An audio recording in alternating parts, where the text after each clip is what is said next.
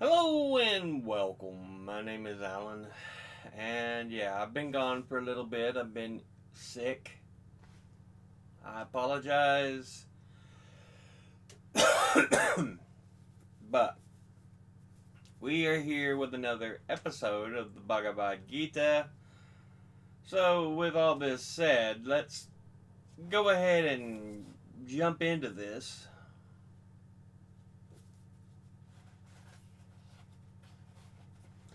We're going to do Chapter 6, The Practice of Meditation. This is surely one of the most intriguing chapters of the Gita, for here we are given detailed explanation of meditation addressed to the lay person, the same meditation techniques which are given to the esoteric writings such as the Yoga Sutras of Patanjali, but the Gita does it more simply without any unnecessary mystery or complexity. This chapter also explores the question, who is the true yogi? The word yogi may bring to mind the amazing people who do strange contortions with their bodies. Yogis are still thought of as standing on their heads or reclining on a bed of nails. It is true that there are many practitioners of a kind of yoga that involves physical exercises and postures. And there are those who have achieved remarkable feats like lying on beds of nails or even being buried alive and surviving. But this physical side of yoga, called Hatha Yoga, the yoga of force, is not what is meant in the Gita. In fact, though physical techniques have a place, the Gita regards undue emphasis on them as outside the normal course of spiritual development. In the Gita, the word yogi often has a more modest definition. It can mean a person who does his or her job with detachment from the rewards, and it can be rendered as one who has attained the goal for meditation. For yogi literally means one who is accomplished in yoga, and yoga means integration of the spirit. In this sense, yoga means wholeness or process of becoming whole at the deepest spiritual level. The word yoga is often used as a synonym for Raja Yoga, the practice of meditation as taught by Patanjali. For meditation is the direct means of becoming integrated, united with one's truest, deepest self. Thus, a yogi, among other things, is a person who is an adept at meditation. Until now, Krishna has been instructing Arjuna in the need for karma yoga, the active life of service. Now Krishna is ready to initiate him in the practice of the more interior disciplines of the spiritual life. Karma yoga, he says, is the path for those who wish to climb the mountain of self-realization. For those who have reached the summit, the path is Shama, the peace of contemplation. At the beginning of the spiritual life, great exertion is required. As the summit is approached, though, the climb gets no easier. The dimension of contemplation or stillness is added. Many spiritual traditions, of course, use this image when speaking of the religious quest. The mountaintop is the place where the holy, like Moses, commune with God, and St. John of the Cross speaks of climbing the mountain of Carmel. In climbing this mountain, willpower, self-help, and intense spiritual effort are absolute essentials. The literal translation of verse 5 is, one should lift oneself up by oneself. A play on the words, or on the word Atman, which can mean the highest self as well as self in the ordinary sense. Oneself is thus one's friend or one's own enemy. The lower self is self-will. Will in the negative selfish sense. An unruly will twisted towards self-aggrandizement is an enemy lurking inside the fort who can do the most damage. Where it can do the most damage. But those who have conquered themselves by themselves have the truest friend of the self. Only those who have genuine self-discipline, who are self-conquered, live in peace. These, Krishna says, are true yogis. They cannot harbor any malice, cannot even bring themselves to look upon oneself as an enemy. They are samabuddhi, of equal mind. The true yogis, who are fully integrated on all levels of consciousness, feel everyone's joy and sorrow just as if it were their own. They see the self in all beings, everywhere. How is the self-conquest to be made? Very simply. The Gita teaches the mind that the mind must be made one-pointed through the practice of meditation. This is the basic technique. In the Gita, we do not see the tendency for elaboration, for ritual and mystery, that we sometimes find in Hindu tradition. Krishna simply tells Arjuna first that he must find an appropriate place to meditate.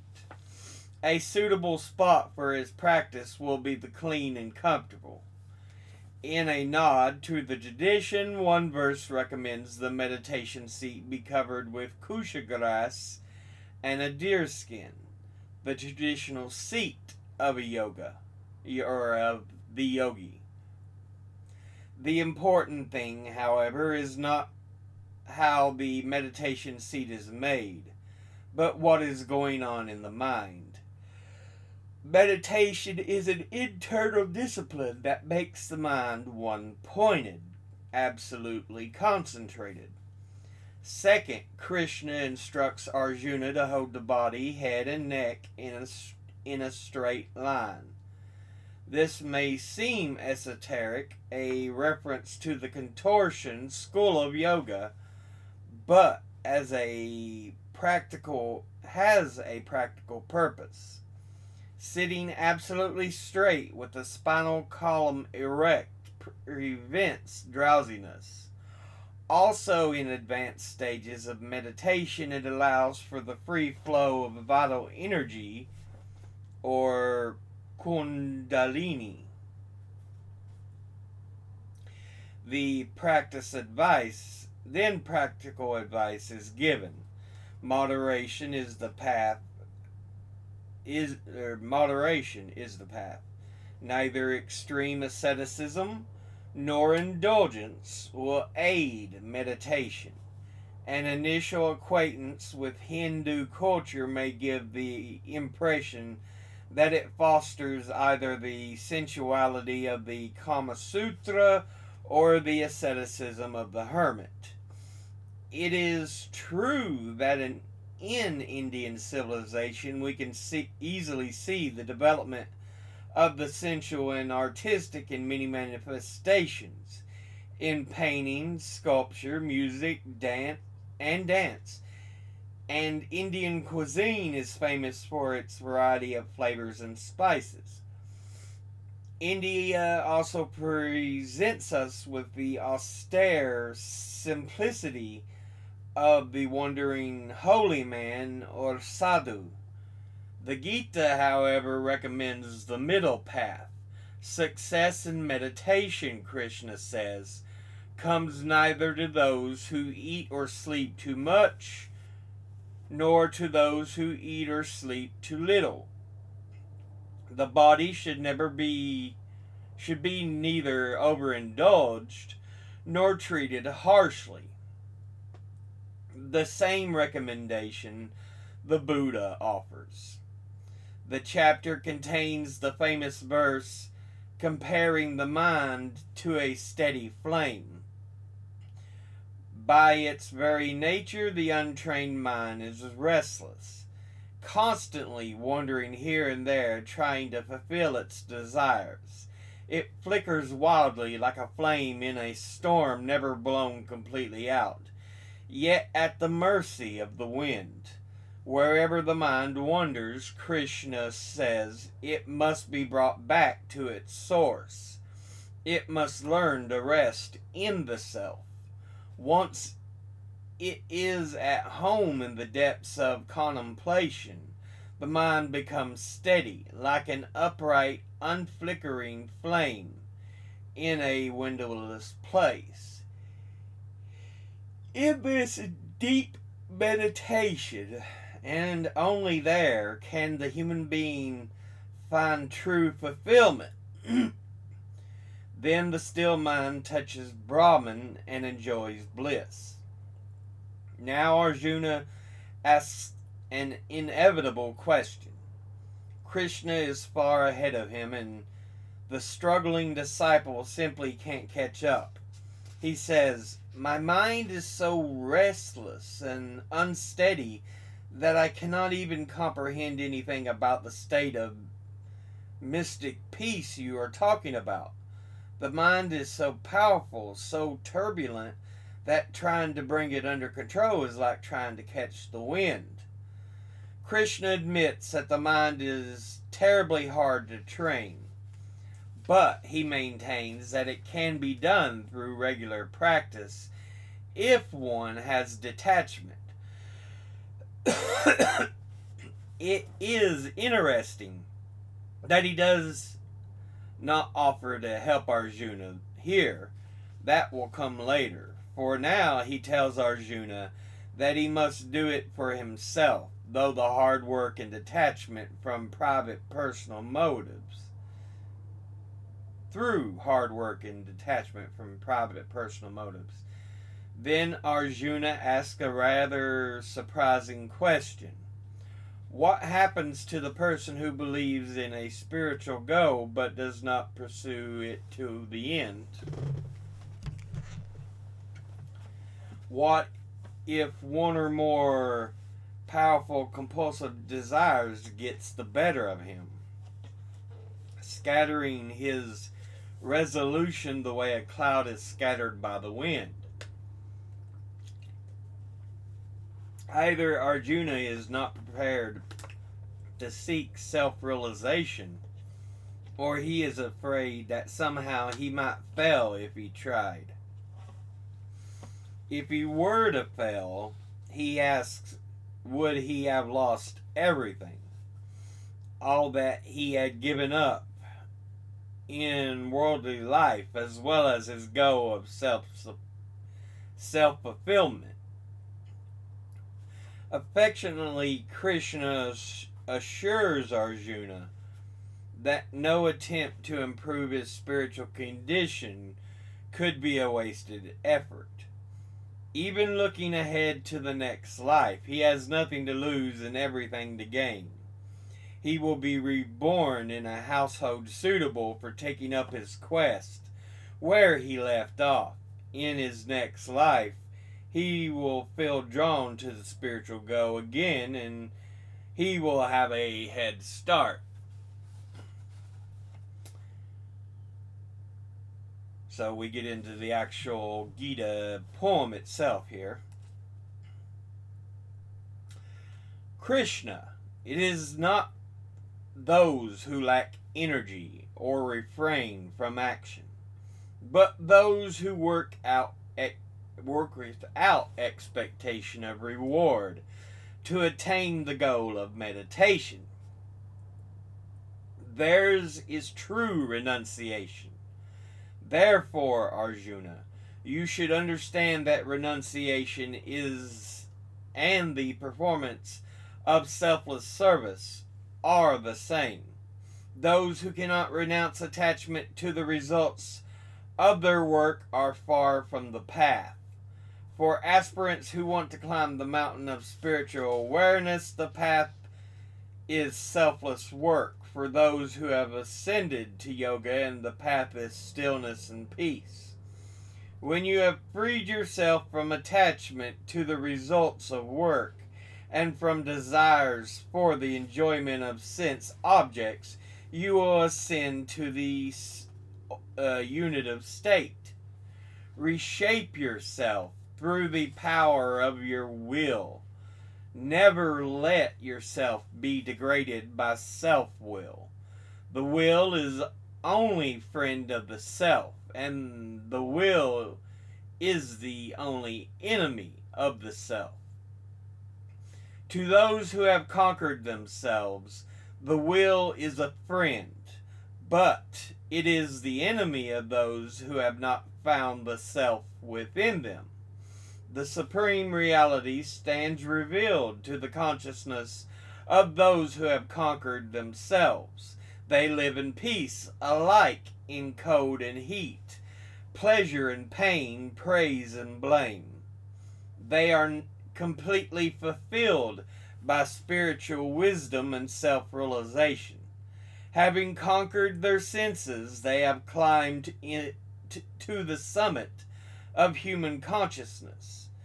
To such people, a clod of dirt, a stone, and gold are the same.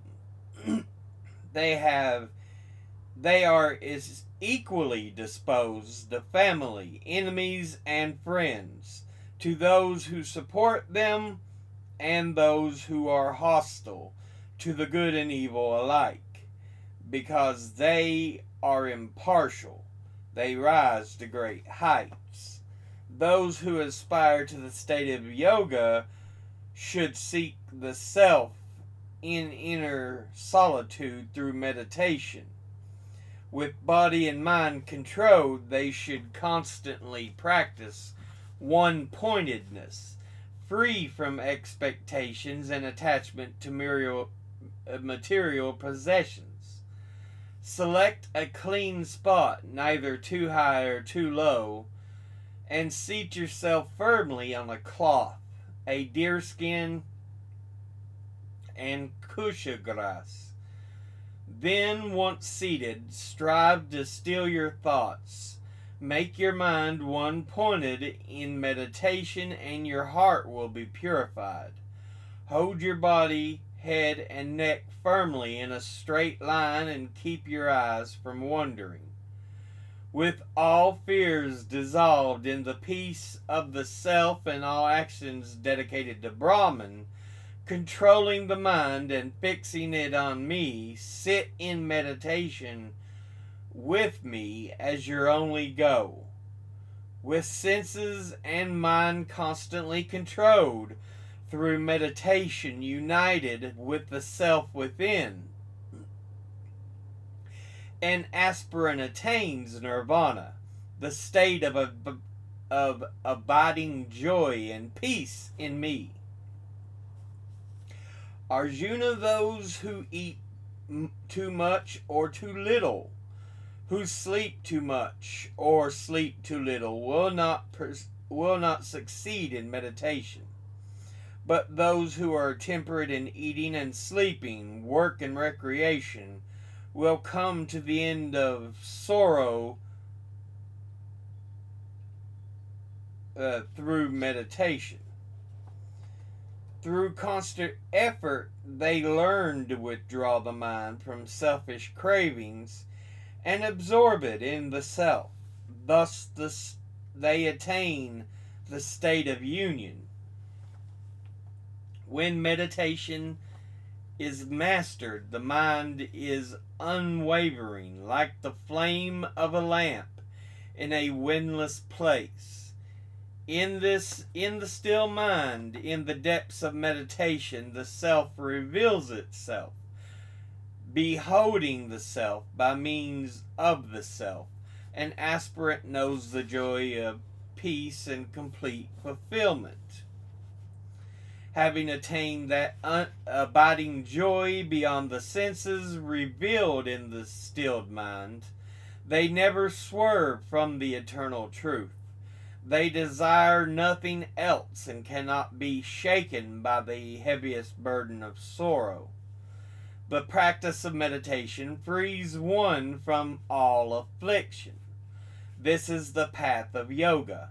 Follow it with determination and sustained enthusiasm, renouncing wholeheartedly all selfish desires and expectations. Use your will to control the senses.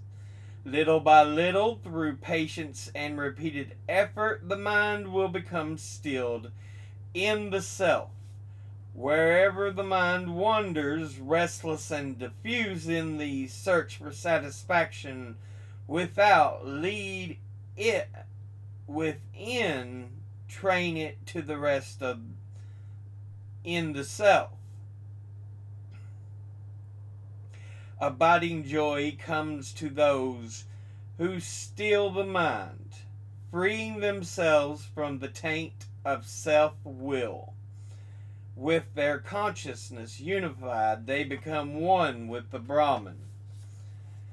And the infinite joy of touching Brahman is easily attained by those who are free from the burden of evil and established within themselves. They see the self in every creature and all creation in the self. With consciousness unified through meditation, they see everything with an equal eye. I am ever present to those who have realized me in every creature. Seeing all life as my manifestation, they are never separated from me. They worship me in the hearts of all, and all their actions proceed from me. Wherever they may live, they abide in me. When a person responds to the joys and sorrows of others as if they were his own, he has attained the highest state of spiritual union. Arjuna. O Krishna, the stillness of divine union which you describe is beyond my comprehension. How can the mind, which is so restless, attain lasting peace? Krishna, the mind is restless, turbulent, powerful, violent. Trying to control it is like trying to tame the wind. Krishna.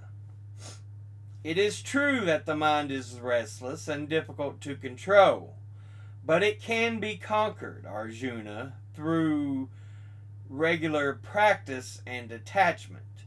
Those who lack self-control will find it difficult to progress in meditation, but those who are self-controlled, striving earnestly through the right means, will attain the goal.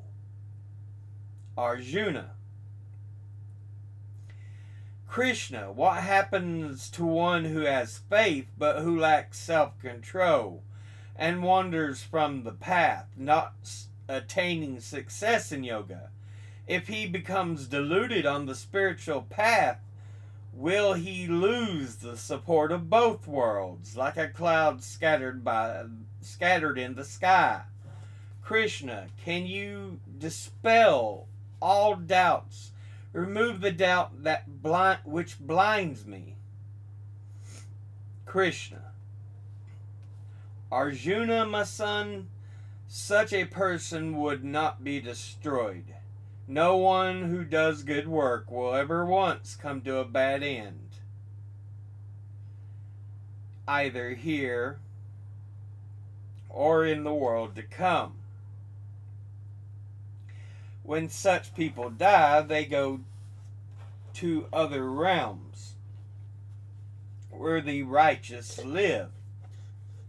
They dwell there for countless years and then are reborn into a home which is pure and prosperous.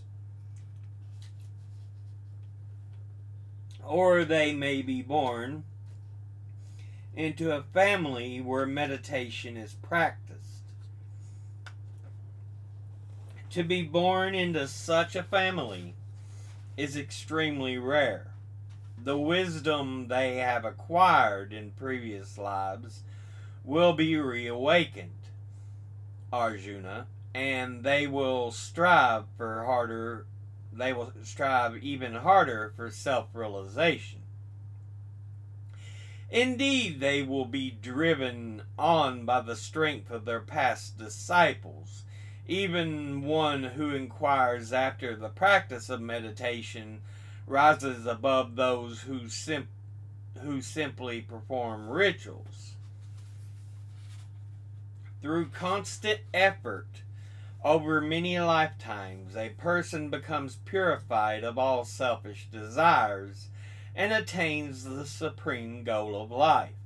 Meditation is superior to severe asceticism and the path of knowledge. It is also superior to selfless service. May you attain the goal of meditation, Arjuna. Even those who meditate, that man or woman who worships me with perfect faith, completely absorbed in me, is the most firmly established in yoga. But that ends that chapter. So yeah. Again, we're looking at the self, the idea of self-will. Honestly, it's that you have the ability to make yourself better. But you have to focus on it. You cannot just let basic desires take over.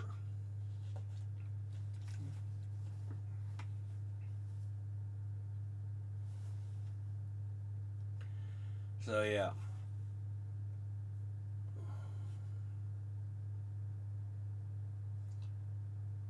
It's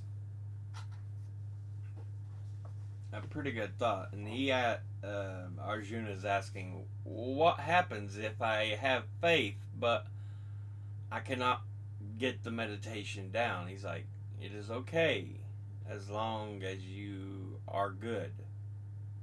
You practice good. So, you practice good, you're not going to be hurt or anything. It's just that you are still not yet at the potential highest level of life. The Brahman, Brahman.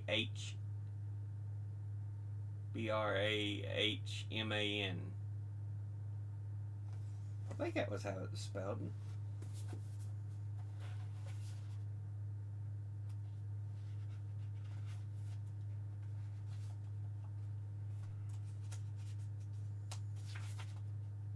Yeah, Brahman. And remember, with Hinduism, many of the gods are just alternate forms of Krishna.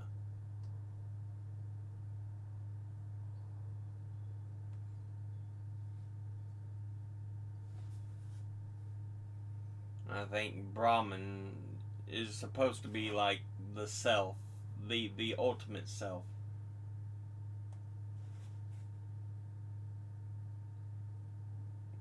So yeah.